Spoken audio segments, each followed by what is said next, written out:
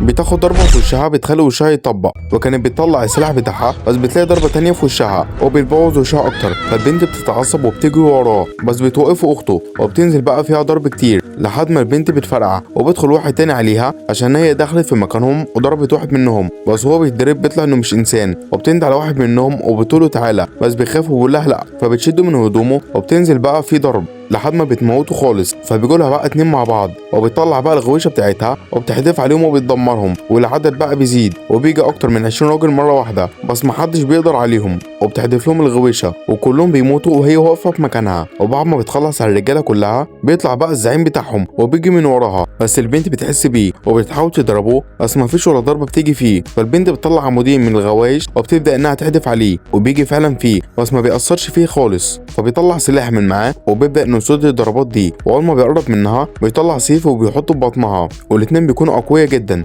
فالبنت بتزقه وبتنط من وراه وبتمسك دراعه وما بيعرفش يتحرك وبتقول لاخوه هات السلاح وموته، بس بيبص عليه وبيخاف منه قوي، فالوحش بيبوسه وبيدخل جوه جسمه والولد بيبدا يتخنق وخلاص هيموت، بس اخته بتلحقه وبتشفط الوحش منه، وبعد ما بيدخل في جسمها بتنفخ في الشوال وبتحطه جواه وبتشوف عمال يتقلب عايز يخرج باي طريقه، فبيهربوا هما.